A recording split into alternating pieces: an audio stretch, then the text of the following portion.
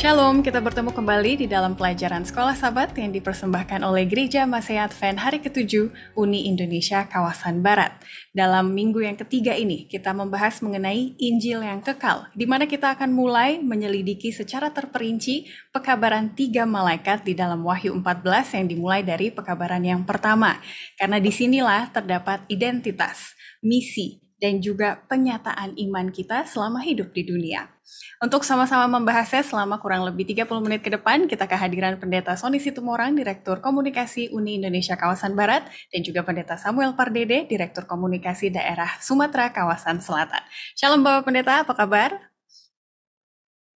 Terima kasih sudah hadir di episode yang ketiga ini. Nah, seperti biasa saya akan menyampaikan salam secara singkat-singkat saja. Pendeta Samuel Pardede boleh tolong menanggapinya nanti Pendeta ya.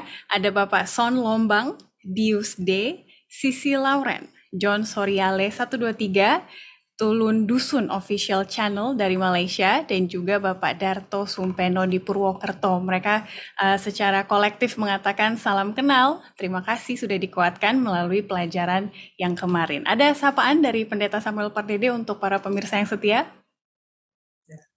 Baik, senang bisa ketemu dengan teman-teman yang sudah disebutkan oleh Ivy tadi. Ya, selamat datang di acara Sekolah Sabat Uni Indonesia Kawasan Barat. Kiranya pelajaran Sekolah Sabat ini menjadi berkat bagi kita semuanya. Tuhan memberkati. Terima kasih. Jadi yang baru dan yang lama, kami welcome semuanya untuk bergabung di diskusi Sekolah Sabat ini. Dan Pendeta Sony Situmorang, ada satu komen menarik dari Bapak Bambang Eko mengatakan setelah mempelajari pelajaran yang kedua kemarin, beliau mengatakan pilihan sejak dibaptiskan merupakan panggilan Tuhan bagi saya. Jadi apapun yang saya selama ini saya alami, semua saya serahkan di dalam tangan Tuhan saja. Mungkin beberapa orang sambil membahas Wahyu jadi teringat gitu ya dengan pilihan hidup terutama untuk mengikut Tuhan Yesus Kristus gitu. Apa pandangan Pendeta untuk pelajaran kali ini? Silakan. Ketika seorang dibaptis itu artinya dia menyerahkan dirinya kepada Kristus dan menerima Yesus sebagai juru selamat pribadinya, dan itu merupakan pilihan yang sangat-sangat baik Pak Eko ya. Semoga iman Bapak dan juga iman kita semua akan terus terpelihara sampai Yesus datang pada kali yang kedua. Terima kasih. Terima kasih. Malah seorang penulis Kristen mengatakan pilihan besar dalam hidup selain untuk mengikuti Yesus adalah untuk mencari pasangan hidup gitu ya. Jadi itu dua pilihan yang terbesar dalam hidup ini. Sebelum Pendeta Samuel Pardede berdoa, saya akan bacakan ayat intinya yang terdapat di dalam Wahyu 14 ayat 6. Dan aku melihat seorang malaikat lain terbang di tengah-tengah langit, dan padanya ada Injil kekal untuk diberitakan kepada mereka yang diam di atas bumi dan kepada semua bangsa dan suku dan bahasa dan kaum. Silakan Pendeta Pardede. Ya, kita bersatu dalam doa. Ya Tuhan Allah kami, Allah yang Maha Pengasih lagi Penyayang, kembali kami mengundang hadirat Roh Kudus menguasai hati dan pikiran kami, sehingga ketika kami belajar Sekolah Sabat pada saat ini akan mengubahkan iman percaya kami, sehingga kami akan semakin mengerti panggilan misi untuk menyampaikan pekabaran 3 malaikat kepada setiap orang. Biarlah Engkau mengampuni kami dari salah dosa pelanggaran kami, dalam nama Yesus kami berdoa. Amin. Amin. Terima kasih Pendeta. Mari kita sama-sama berdiskusi dengan judul Injil yang kekal. Kita ke hari Minggu dengan judul harian Kitab Pengharapan yang dipenuhi kasih karunia. Tidak sedikit orang beranggapan bahwa ketika mempelajari kitab Wahyu, maka ada perasaan takut atau perasaan aneh gitu ya, karena simbol-simbol dan juga gambaran yang tidak lumrah yang kita temui sekarang. Tapi pelajaran ini mengatakan bahwa kitab Wahyu penuh dengan kasih karunia dan pengharapan. Nah, bagaimana bisa Pendeta Samuel Pardede boleh tolong bantu kita untuk mengerti akan hal ini, silakan. Ya, baik. Terima kasih ya, Ivy. Benar saya seperti Ivy katakan tadi. Banyak orang justru ada beberapa orang malah takut belajar kitab Wahyu. Karena mereka katakan ya bahwa ketika belajar kitab Wahyu, karena kan kita belajar tentang penghakiman, orang banyak takut lihat pada penghakiman. Padahal sebenarnya kalau kita baca pelajaran kitab Wahyu ini merupakan justru pelajaran tentang kasih karunia, ya. Betul, memang kita ini manusia berdosa, ya, bahwa ada begitu banyak memang yang akan kita hadapi, yang akan kita alami sebagai manusia berdosa di dunia yang fana ini. Tapi kita bersyukur, ya, melalui Injil kekal, kabar baik, kabar tentang kasih karunia. Namanya juga sudah Injil ya, kabar baik, kabar tentang kasih karunia. Ya boleh saja kita mungkin masa lalu kita Masa lalu kita buruk, tapi Yesus sudah mati untuk kita.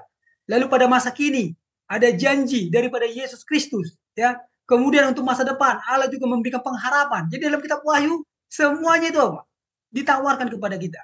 Masa lalu kita teratasi, kita bisa jalan dengan baik, masa depan yang penuh harapan. Itulah kasih karunia. Semua itu adalah pemberian daripada Allah, ya, karena Dia begitu mengasihi kita. Saya rasa begitu, Kak Evi. Amin, sangat menguatkan sekali. Dan di pertanyaan paling bawah Pendeta Sony Situmorang kita ditanya bagaimana cara praktis ketika belajar kitab Wahyu kita bisa menyeimbangkan hal-hal yang terlihat seperti misterius dan juga hal-hal yang karakter utamanya adalah Yesus gitu yang penuh kasih di buku Wahyu. Silakan Pendeta.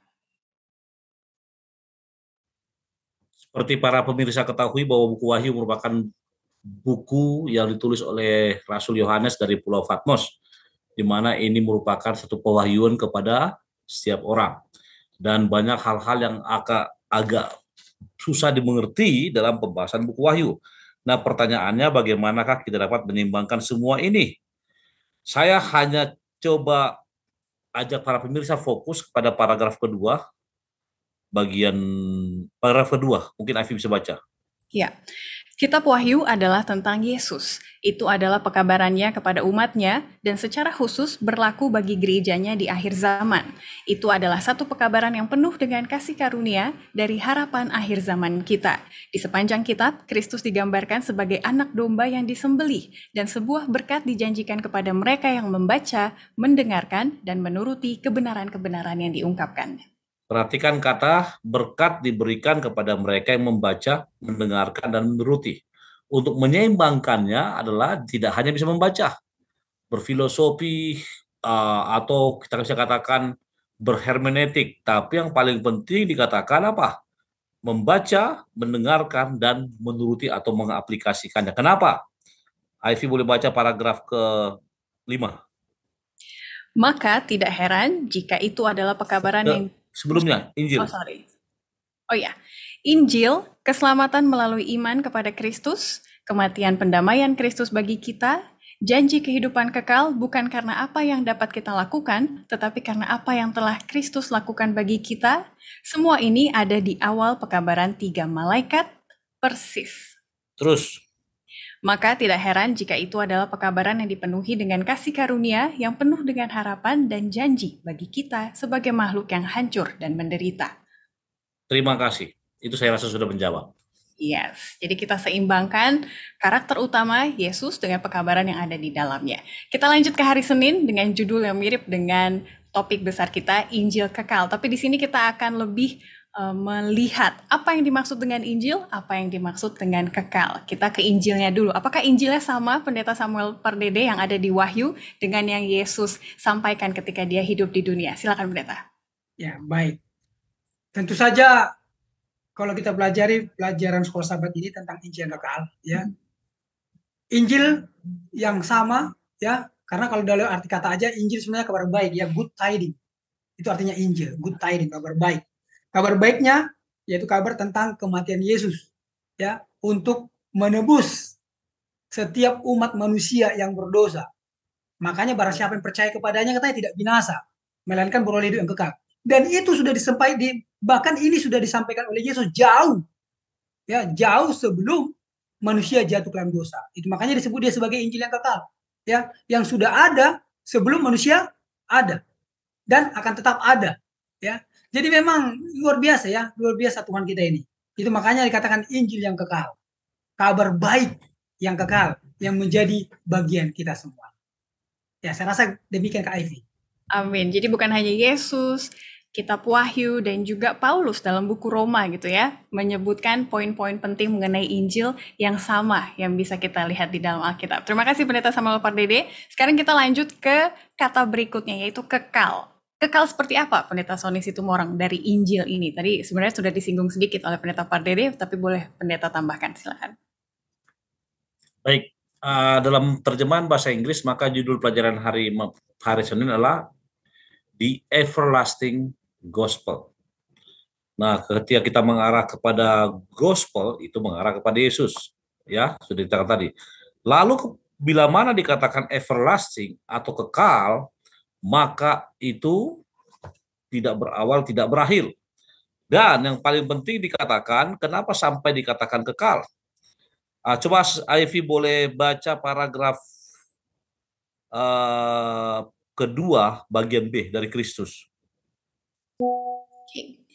Kristus menyerap pikiran Rasul Paulus dan berada di pusat pengajaran dan khotbahnya.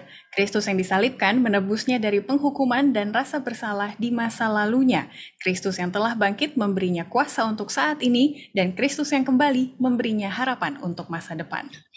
Berbicara dengan masa depan itu sangat related dengan Injil yang kekal, harapan untuk masa depan. Kenapa? Karena ini berhubungan dengan rencana keselamatan. Ya. Apa itu? Ivy baca paragraf terakhir. Dan rencana ini, rencana keselamatan, telah diberlakukan bahkan sebelum permulaan zaman, yang membantu menjelaskan mengapa itu disebut Injil kekal. Sebelum dunia diciptakan, Allah tahu apa yang akan terjadi, dan karena itu, Dia menetapkan rencana keselamatan untuk menghadapi krisis ketika itu, pada akhirnya akan datang. Terima kasih, itu dari saya.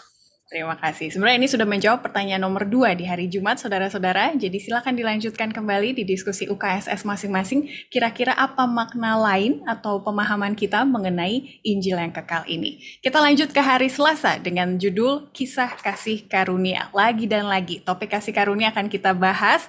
Tapi di sini lebih fokus ke rencana keselamatan yang sudah kita singgung tadi ya, Pendeta Pardede. Dari mana kita tahu di buku Wahyu itu sebenarnya membahas tentang rencana keselamatan juga. Silakan Pendeta. Terima kasih Kak Evi. Jadi kalau kita lihat pekabaran tiga malaikat ini adalah cerita tentang kasih karunia. Ya, itu adalah kisah tentang kasih juru selamat kita yang tak terkira. Ya, sebuah kisah tentang Yesus yang sangat mengasihi kita. Makanya katakan kisah kasih karunia. Ya. Dan yang luar biasanya, ya, Yesus Kristus, Allah pencipta langit dan bumi, Allah yang kita sembah itu rela menggantikan posisi kita. Itu makanya namanya kasih karunia. Sebenarnya kita yang harus menderita, tapi Yesus mau menderita untuk kita. Dan sebenarnya kita tidak layak ya untuk mendapatkan itu. Tetapi karena begitu besar kasihnya kepada kita, sehingga Dia rela menggantikan apa? Posisi kita. Dia mau mati untuk kita. Bahkan ada satu hal yang luar biasa. Kasih karunia Allah ini ya tidak dipengaruhi ya oleh ya segala sesuatunya, termasuk oleh diri kita. Karena memang Dia mengasihi kita tanpa syarat. Namanya juga unconditional love. Nah, inilah kasih karunia itu. Ya, makanya kita harus belajar dari Yesus ya. Kadang-kadang kita sebagai manusia, saya mau mengasihi orang lain kalau orang lain mengasihi saya kan begitu. Ya, tapi Yesus mengasihi kita tanpa pamrih, kasih yang luar biasa, kasih agape, ya, kasih yang tak ternilai harganya, tak terhingga harganya, ya. Bahkan berbicara tentang kasih karunia ini, Yesus sudah memberikan semuanya, termasuk hidupnya untuk kita. Inilah kisah kasih karunia yang Allah berikan kepada kita. Terima kasih, Kak. Berarti ini bukan kisah kasih di sekolah ya Pendeta, tapi kisah kasih karunia yang lebih ajaib daripada itu. Terima kasih sekali menunjukkan kepada kita bahwa rencana keselamatan bukanlah rencana cadangan gitu ya, karena sudah semuanya dikasih dari awal dari Tuhan kepada kita. Kita lanjut dengan pertanyaan nomor 1 di hari Jumat, Pendeta Sony Situmorang, karena kalau kita bahas mengenai kasih karunia, lagi dan lagi ada topik keselamatan oleh usaha gitu ya. Tapi apa yang bisa kita lihat mengenai pembenaran oleh iman yang ada di dalam pekabaran 3 malaikat? Boleh, silakan Pendeta. Baik, kalau kita lihat pekabaran 3 malaikat, pertama apa? Takutlah akan Tuhan. Yang kedua sudah rubuh seluruh Babel. Ya. Yang ketiga mengenai apa? Binatang. Yes. Maka sudah sangat jelas di pelajaran hari Selasa sangat disinggung bagaimana pembenaran tersebut. Dan ketika ada orang berpendapat bahwa itu sama seperti suatu usaha atau effort, maka pelajaran sekolah sahabat kita pada hari Selasa, paragraf pertama, saya senang dalam bahasa Inggris dikatakan apa? Dikatakan, they are the story of boundless, unfathomable, incomprehensible, undying, unending, and infinite love. tahu Tuhan memberikan kasih yang tak terbatas, yang tak terduga, yang tidak dapat dimengerti oleh pikiran manusia. Namun untuk itu diperlukan apa? Respons. Respon untuk bisa mendapatkan itu. Coba Ivy baca paragraf ketiga bagian B dari kesetiaan. Kesetiaan yang dipaksakan bertentangan dengan sifat Tuhan yang sesungguhnya. Kasih membutuhkan pilihan, dan begitu makhluk diberi kuasa memilih, kemungkinan membuat pilihan yang salah ada. Oleh karena itu, rencana keselamatan sudah disusun dalam benak Allah sebelum pemberontakan orang tua pertama kita di Eden. Sangat jelas. Ketika tadi Ivy mengatakan bagaimana hubungan dengan pembenaran oleh iman, dan juga pertanyaan pertama, dan hubungan dengan pekabaran 3 malaikat. Satu kata, kesetiaan yang dipaksakan bertentangan dengan sifat Tuhan. Effort ada, tapi bukan karena sesuatu hal yang dipaksakan, bukan sesuatu keharusan, tapi effort itu merupakan ekspresi atau manifestasi atau respons kita terhadap kisah kasih karunia yang sebenarnya di luar nalar manusia, tapi boleh kita rasakan dengan sehingga penulis mengatakan dengan kata tak terbatas, tak terduga, tak dimengerti, dan tanpa akhir. Terima kasih. Terima kasih sekali. Kita lanjut ke hari Rabu dengan judul Ke Seluruh Dunia. Tadi kita sudah membahas apa artinya Injil kekal tersebut, tapi itu baru setengah dari Wahyu 14 ayat 6. Karena selanjutnya dikatakan bahwa Injil kekal ini diberitakan kepada mereka yang diam di atas bumi dan kepada semua bangsa dan suku dan bahasa dan kaum. Dan ayat ini seperti mengingatkan kita kepada satu ayat lagi ya Pendeta Samuel Pardede, karena mirip dengan amanat agung yang Yesus katakan dalam Matius 28 ayat 19 dan 20. Jadi pertanyaannya, apakah kedua ayat ini berhubungan bahwa amanat agung Tuhan dan juga pekabaran 3 malaikat itu masih tetap konsisten keluar dari mulut Yesus? Jadi ayat ini sangat berhubungan. Bahkan kalau saya perhatikan justru lebih ditegaskan lagi ya, ditegaskan lagi. Kenapa? Karena kalau kita baca kitab Wahyu ini ya, bahkan dikatakan kalau di dalam ini kemarin tadi sebenarnya di dalam pelajaran awal kita ya, sama seperti orang Israel ya, sema ya, yang dengarkanlah ya, diserukan. Maka ini juga merupakan sema bagi kita, serukan. Maka kita harus menyerukan. Jadi ketika Matius pasal 28 ayat 19 sampai 20 dikatakan kita harus pergi kemana katanya?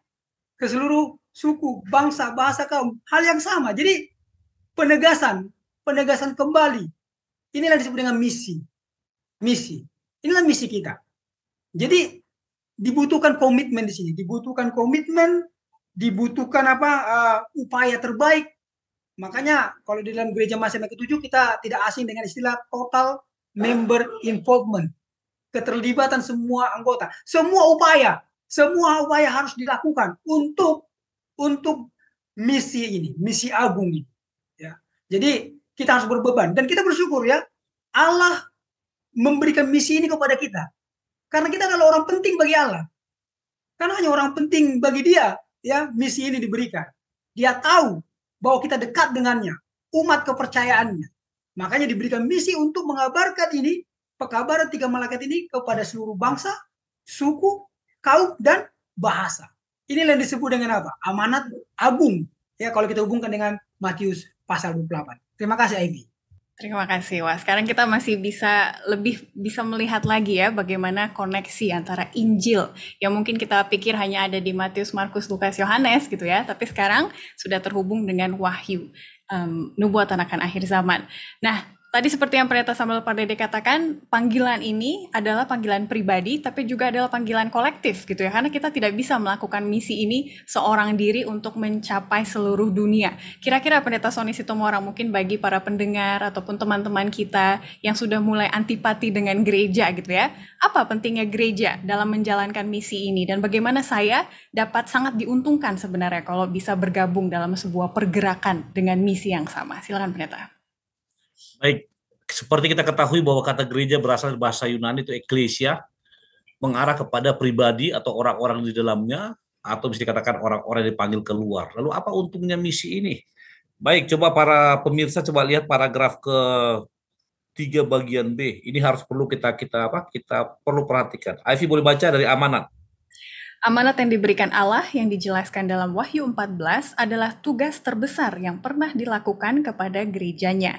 Ini adalah seruan yang sungguh-sungguh untuk memberikan hidup kita kepada tugas termegah surga, untuk mengungkapkan kasih Allah yang tak terpahamkan tepat sebelum kedatangan Yesus kembali. Oke, berarti apa katanya Anda bagi gerejanya? Sebenarnya kata gerejanya ini mengarah kepada Anda dan saya. Hanya masalahnya kebanyakan paradigma yang ada pada saat ini gereja mengarah kepada gedung. Sehingga banyak gerakan-gerakan sekarang yang seolah-olah bertentangan dengan gereja. Yang merasa bahwa apa yang mereka katakan itu benar. Bahkan ada sebagian Pastor Ivy dan juga Samuel di sini yang mengatakan apa? Bahwa Ka'bah itu, tubuh itu Ka'bah. Sehingga perpuluhan, persembahan boleh digunakan oleh tubuh kita.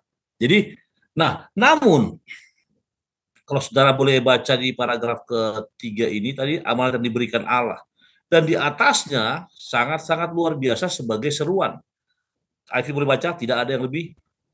Tidak ada yang lebih mengilhami, lebih memuaskan, lebih bermanfaat daripada menjadi bagian dari gerakan ilahi yang dibangkitkan oleh Tuhan untuk menyelesaikan tugas yang jauh lebih besar, jauh lebih luas daripada yang dapat dicapai oleh satu manusia sendiri. Jadi intinya kita hanya apa? Hanya bergerak, saudaraku. Kita hanya terlibat. Kita hanya apa dikatakan menjadi bagian dari gerakan ilahi. Itu yang Tuhan mau lihat. Pekerjaan itu sendiri adalah atas rencana dan bantuan Tuhan. Itu sebabnya ada satu statement dalam bahasa Inggris mengatakan, do or offer your best and God will do the rest. Jadi tawarkan kepada Tuhan yang terbaik yang perlu kau lakukan, maka Tuhan akan menyelesaikan sisanya. Itu dari saya, Ivy. Terima kasih banyak. Pemirsa boleh tolong lanjutkan di diskusi UKSS masing-masing bagaimana keterlibatan Anda maupun jemaat Anda bisa mengedepankan misi ini. Apakah sudah sesuai atau belum? Semoga menjadi perenungan dan juga evaluasi bersama. Terakhir kita ke hari Kamis dengan judul Satu Pergerakan Misi. Karena setelah mempelajari makna pekabaran 3 malaikat, maka muncullah gereja kita. Betul ya Pendeta Samuel Pardede? Kira-kira apa yang menjadi motivasi bagi mereka ataupun apa yang mengilhami mereka sehingga mereka bergerak secara kolektif gitu ya, melalui Gereja Masih Advent hari ke-7 untuk melakukan misi ini. Ya, tentu ini juga kita belajar dari pengalaman para pelopor-pelopor ya, pelopor-pelopor pionir-pionir kita dulu ya. Kita tahu bahwa yang nggak usah jauh-jauh, Injil sampai ke Indonesia ya, itu oleh karena pekerjaan seorang misionari yang diutus oleh jemaat ya. Bayangkan kalau misalnya tidak ada upaya atau tidak ada pelayanan yang sistematis yang dibuat oleh organisasi jemaat kita, mungkin kita pada saat ini belum bisa mengenal kebenaran. Tapi kita bersyukur oleh karena gereja mengutus para misionari, kita tahu itu tentang kebenaran. Dan hal yang sama ya, hal yang sama harus dilakukan juga sekarang. Dan kita pun harus siap untuk menjadi misionari.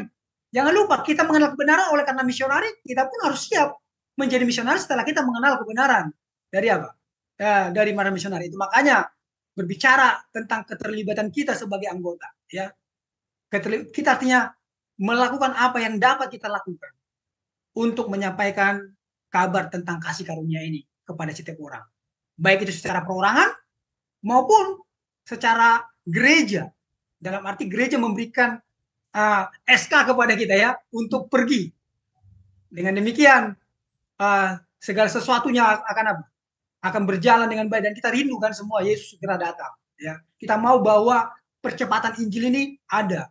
Ya, kalau semua orang melakukan tugasnya, kalau semua orang mau menjadi misionari yang dimaksud bukan hanya misionari kepada luar negeri. Apa katanya? Misionari terdekat di rumah tangga kita dulu kan, di rumah kita. Jadi kalau dari segi oikos katanya yang sekasur dulu. Setelah sekasur, apa lagi? Yang sedapur. Setelah sedapur, sesumur, baru selembur. Ya itulah ke seluruh dunia. Ya, jadi mari kita bergabung dalam satu misi, satu pergerakan misi. Ya, saya rasa itu Kak Ivy.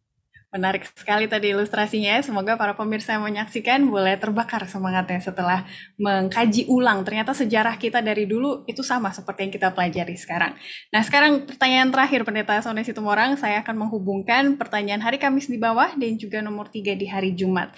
Jadi apa peran Gereja Masih Advent hari ke-7 yang bisa kita temui di seluruh dunia dengan jemaatnya yang beragam, profesionalnya gitu ya, dan juga background-nya. Apa peran kita untuk menggerakkan misi ini? Silakan. Hanya satu alasan di pelajaran hari Kamis, kita terlibat untuk bergerak menjadi bagian daripada apa dikatakan a mission movement, yaitu bila mana Anda mau terlibat di dalamnya, dan yang paling penting Anda harus benar-benar sungguh-sungguh, karena pekabaran Injil yang kekal ini merupakan apa? Tugas utama kita. Dan apa peran saudara dan saya? Willingness, kemauan untuk apa? Untuk terlibat, membantu menyebarkan 3 malaikat pada seluruh bangsa, suku, dan bahasa. Itu dari saya, terima kasih. Tuhan berkati. Amin. Saya bersyukur sekali untuk pelajaran kali ini karena secara sejujurnya walaupun saya dari kecil sudah anggota Advent gitu ya, tapi ketika belajar tentang pekabaran 3 malaikat, maka ada semangat berbeda yang terbakar di dalam hati saya dan akhirnya bisa sampai saat ini. Jadi kira-kira ajakannya apa? Ini saya ke Pendeta Samuel Pardede dan juga Pendeta Sony Situmorang terlebih dahulu ya, Pendeta Sony, sebelum lanjut tugas pelayanan berikutnya. Kira-kira ajakannya bagi pemirsa sambil kita mempelajari pekabaran 3 malaikat secara mendalam apa? Silakan Pendeta. Ingat judul pelajaran sekolah sahabat kita 3 pekabaran kosmis. Dan pada saat ini kita mempelajari satu pelajaran yang indah dengan judul Injil yang kekal. Injil itu kekal sudah dari sananya. Namun, untuk mendapatkan kehidupan yang kekal, maka tugas utama gereja adalah memproklamirkan Injil yang kekal. Pertanyaan baik kita, maukah Anda terlibat? Dan jika Anda mau, apa yang Anda akan buat? Mulailah dari saat ini. Tadi dikatakan Pastor Freddy, dari keluarga kita, kemudian tetangga kita, hingga ke seluruh dunia. Tuhan berkati kita. Itu dari saya. Tentu pemirsa di rumah semuanya ya merasakan indahnya kisah kasih karunia ya yang diberikan oleh Yesus buat kita. Dan satu hal yang luar biasa, Allah kita Allah yang luar biasa itu ya mau kita ya menjadi partnernya dalam menyampaikan atau dalam membagikan kasih karunia. Ya. Itu makanya dia panggil kita untuk menyampaikan kabar baik ini. Menyerukan katanya, menyerukan kabar baik ini. Sama seperti ketika orang Israel itu berulang-ulang didengungkan. Ya, didengungkan Sema, dengarlah hai orang Israel. Tuhan adalah Allah kita, Allah itu Esa. Maka kita pun harus ulang-ulang, pergilah, kabarkanlah ke seluruh dunia. Ya, kabar 3 malaikat. Bahkan saya mau katakan, ini mungkin boleh juga sebagai motivasi kepada semua pemirsa. Di kantor kami di daerah Sumatera Kawasan Selatan ini sekarang, semua kantor itu mission statement itu ditempel, dibuat dalam bentuk bingkai. Jadi setiap hari kita lihat mission statement, misi, pernyataan misi dari Gereja Masih Advent ke-7, ya, memanggil semua orang untuk menjadi murid Yesus, memberitakan Injil kekal, kabar 3 malaikat. Saya sedang baca ini sekarang, ya, ada di depan kita. Jadi itu menjadi motivasi bagi kita. Setiap hari kita lihat, setiap hari kita baca, setiap hari kita dengungkan. Maka itu akan menjadi budaya hidup kita. Menyampaikan kabar Injil menjadi budaya hidup karena sudah kita dengung-dengungkan setiap hari, ya. Dengan demikian masing-masing bila mana kita terlibat menyampaikan kabar Injil kekal ini kepada setiap orang, saya percaya Yesus semakin semakin dekat ya pada kedatangannya, supaya kita semuanya bersama-sama menyambut kedatangan yang tidak lama. Ya, saya rasa itu KIV ajakan yang bisa saya berikan. Amin. Terima kasih sekali Pendeta. Jadi para pemirsa, dalam menjalani hidup ini, kalau kita lupa akan misi, identitas, dan juga pernyataan iman kita, maka akan kemana nanti arah hidup kita. Jadi sangat penting di kuartal kedua tahun 2023 ini kita membahas mengenai pekabaran 3 malaikat, supaya kita ingat lagi dan hidup lebih bersuka cita lagi karena penuh dengan makna. Seperti itu ya Pendeta. Sebelum kita mengakhiri episode kali ini, ada 2 pertanyaan yang sudah masuk. Dan sekarang tinggal Pendeta Samuel Pardede, jadi saya minta tolong Pendeta Samuel Pardede untuk menanggapinya. Sebenarnya pertanyaan ini datang dari satu akun, yaitu Pace Papua Live. Senang sekali kita bisa memiliki pemirsa dari ujung timur Indonesia. Pertanyaan pertamanya adalah, ini mengenai pelajaran kedua ya, minggu lalu kita bahas bagaimana pilihan kita itu penting dan itu menentukan takdir kita. Pertanyaannya adalah, jika yang kita tabur itu tidak baik alias dosa, apakah kita akan menuai hal yang tidak baik juga alias dosa juga? Boleh Pendeta Samuel Pardede tanggapi. Baik, terima kasih Pak C ya pertanyaannya. Jadi senang sekali. Ini ada kaitannya juga dengan pelajaran kita sekarang ya. Tadi kita sudah dengarkan tentang Injil kasih karunia. Artinya bahwa kita ini diselamatkan oleh karena kasih karunia. Tapi respon kita terhadap kasih karunia yang Allah berikan kepada kita dengan cuma-cuma, menghargainya dengan baik, dengan jalan mengikuti setiap perintah-perintahnya. Saya percaya. Jadi begini Pak C. Kalau kita percaya bahwa kita ini sudah menerima kasih karunia Allah, kita harus menghargainya melalui kehidupan kita. Kalau saya mau balik, artinya kalau masih kita tetap membangkang, masih tetap kita berjalan tidak sesuai dengan perintahnya, artinya kita tidak sungguh-sungguh menerima kasih karunia yang dia berikan dengan cuma-cuma. Bayangkan, dia berikan cuma-cuma kasih karunia. Alangkah sedihnya. Bayangkan, yang paling menyedihkan adalah apabila kita memberi, tapi pemberian kita itu ditolak. Itu sangat menyedihkan. Yesus sudah memberikan nyawanya kepada kita, tapi kita tolak. Bagaimana dengan cara menolaknya? Masih tetap bergelimang dalam dosa. Artinya kita menolak kasih karunia yang Allah berikan. Ya, jadi Pak C, ya, kalau kita mau menerima kasih karunia yang Allah berikan kepada kita, mari hidup sebagai orang yang sudah menerima kasih karunia. Ya, kita hidup berjalan sesuai dengan kehendaknya. Saya rasa itu Kak Evi. Amin. Semoga jadi semangat bagi Pak C dan juga para pemirsa yang menonton sekarang. Pertanyaan lanjutan dari Pak C adalah, jika saya sudah bertobat, apakah konsekuensi dari tindakan tidak baik ataupun dosa itu tetap akan saya tuai juga, Pendeta? Ya, baik. Terima kasih Pak C ya. Kembali saya katakan, itulah saya bersyukur menjadi orang Kristen. Saya bersyukur mempunyai Allah yang Maha Pengasih lagi penyayang. Begitu saya percaya kepadanya, saya bertobat, saya tinggalkan dosa-dosa saya. Itu makanya tadi belajar tentang kasih karunia itu masa lalu kita diselesaikan. Masa lalu diselesaikannya. Tapi bukan cuma masa lalu diselesaikannya, dibantunya kita untuk berjalan pada masa kini. Ya, lalu bukan hanya itu, ada harapan untuk masa depan. Itulah kasih karunia Pak. Ya, jadi kita bersyukur ya mengenal Tuhan Yesus Kristus. Karena kita semua manusia berdosa, masing-masing kita pasti punya kesalahan. Tapi Allah selesaikan dengan tuntas. Saya katakan, diselesaikan dengan tuntas. Darahnya cukup. Dan dia bantu kita untuk bisa berjalan, menghidupkan kasih karunia yang kita rasakan pada saat ini. Dan pengharapan masa depan, memberikan jaminan kepada kita bahwa kita akan bersama-sama dengan dia sampai kekekalan. Ya, saya rasa itu Pak C. Amin. Ada bantuan dan juga ada harapan. Itu yang menjadi kekuatan bagi kita untuk hidup sekarang ini. Baiklah para pemirsa sekalian, kami akan tunggu lagi pertanyaan maupun pendapatnya untuk episode kali ini dan akan kami tanggapi di episode ataupun pelajaran keempat yang depan ya. Tapi sebelumnya saya undang Pendeta Samuel Pardede untuk berdoa sekali lagi untuk para pemirsa supaya terbakar imannya bahwa wah, identitas saya dan misi saya ternyata sangat besar untuk dilakukan. Silakan. Baik, kita berdoa. Terima kasih Bapak di sorga, pelajaran sekolah sahabat yang luar biasa yang kami pelajari. Kami percaya Injil kekal yang Tuhan berikan bagi kami akan selalu berkumandang dalam hati dan pikiran kami. Sehingga kami pun mempunyai komitmen untuk memberitakannya kepada orang lain.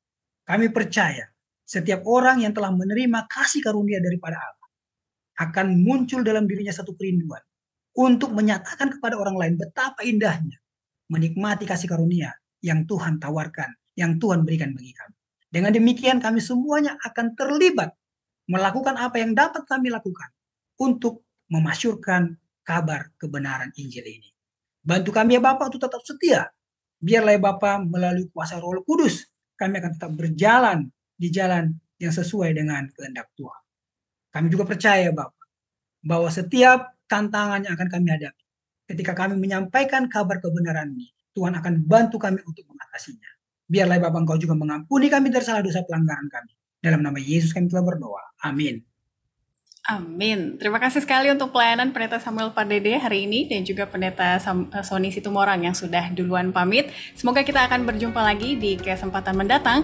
Kita telah belajar bagaimana Yesus dan kasih-Nya dan misinya sangat menggugah kita kali ini. Tapi minggu depan kita akan terus lagi mempelajari pekabaran malaikat yang lainnya di mana ada panggilan khusus bagi orang-orang yang mencintai Yesus. Sampai bertemu lagi, Tuhan memberkati kita semua.